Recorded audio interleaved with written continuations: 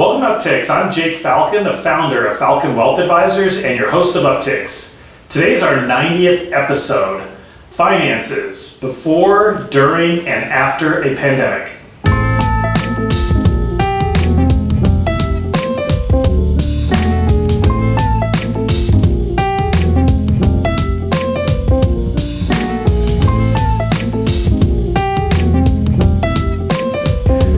Thank you all for joining me again on another show of Upticks. I can't believe we're already hitting episode 90. It feels just like yesterday that we were starting this show. And I want to thank all of you for tuning in. We've had a ton of audience growth over the last months, and it's been a real joy to kick these out to the public. For today's topic, before I go into today's topic, again, as always, I hope that all of you are staying healthy and safe during what is certainly an unprecedented time in most of our lives, and it's certainly surreal and definitely not probably ending anytime soon. The good news is, though, it looks like that businesses are starting to slowly look at reopening. I just want people to be very cautious because the idea is that we don't want to open too quickly and risk things getting worse. So that's very, very important, and I hope that the leadership makes good decisions and that citizens abide by them and we get through this thing. For today's topic of the show, though, I wanted to talk about how to manage your finances. Now that we've learned a lot from the pandemic, I want to look back and say, what are things that we should have done before this, or things that we did do that were good decisions, how to manage your money during a pandemic, and then what to do after things are opened up.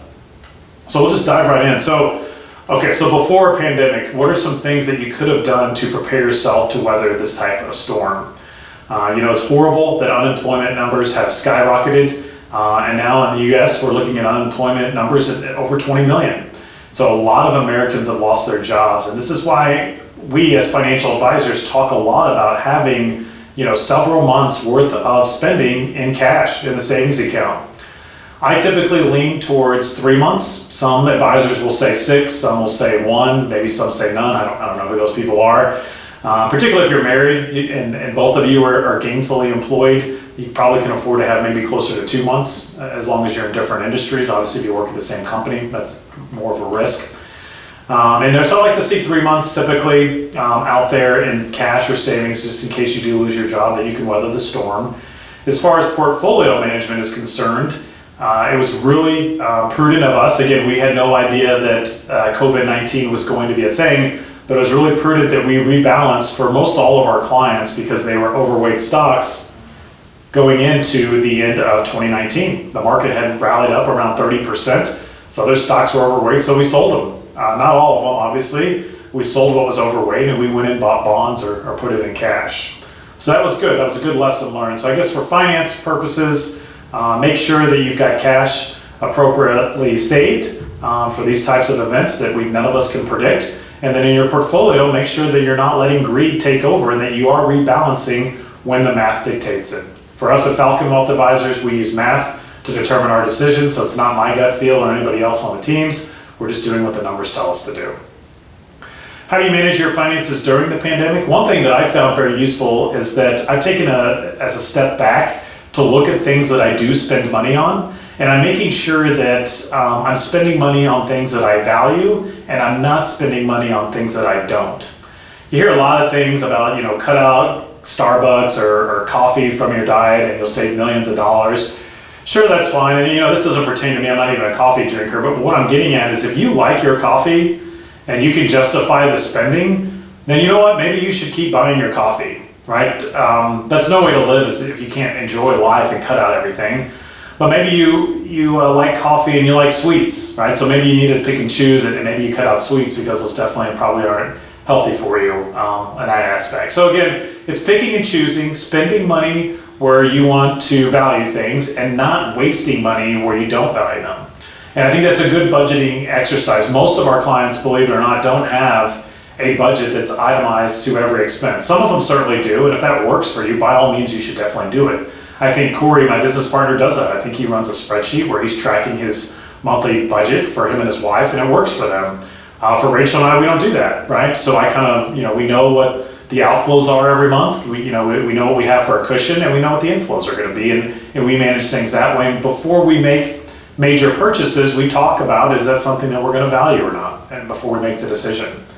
So again, whatever works for you. I think it's a good time though during this pandemic, while things have slowed down, the hustle and bustle of life has certainly slowed down for a lot of people. You're not going on cruises or vacations, probably not going to movies, spending a lot of time at home, hopefully getting to spend some time outdoors. Maybe use this as a time to reflect on what you're spending money on and make sure that your values are aligned with your capital and that it's all being deployed correctly.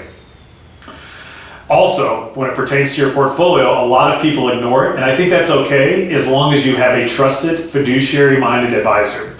And what I mean by fiduciary is you want to be working with somebody, again, this is my opinion, you want to be working with somebody that's legally bound to only act in your best interest.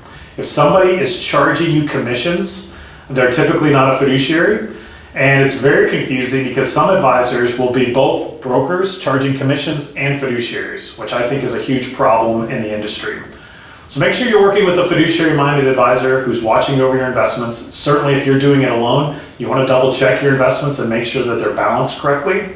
If you're invested in products, again, personally, we don't like products at Falcon Wealth Advisors, but if you're in annuities, mutual funds, or index funds, you want to maybe take a look under the hood because we definitely feel that some companies are going to go out of business.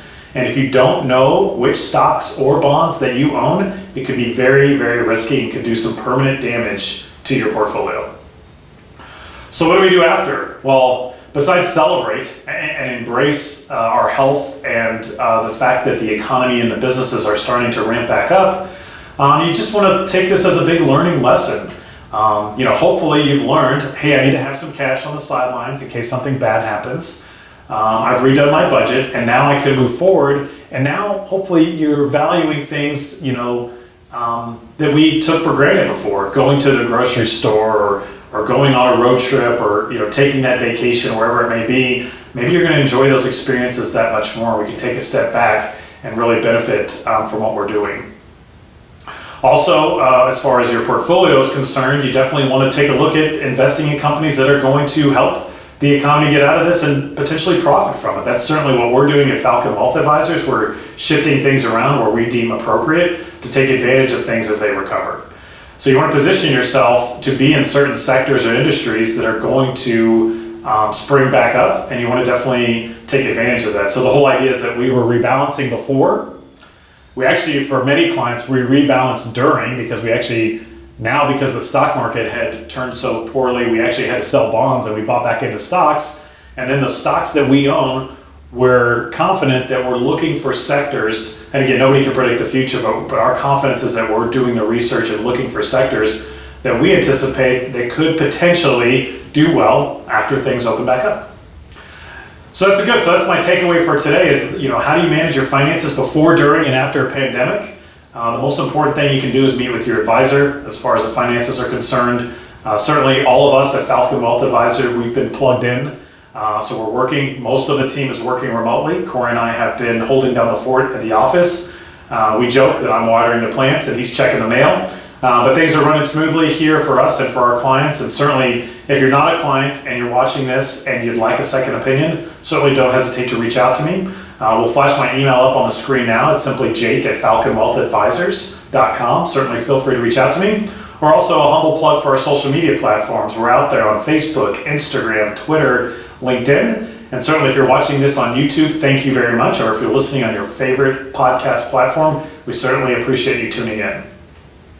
So for fun or fun topics, as you can see if you're watching this on YouTube, my hair continues to grow. I'm excited though that my barber, they are opening back up here very shortly. So I've got a haircut scheduled. So hopefully that'll be coming down the line here.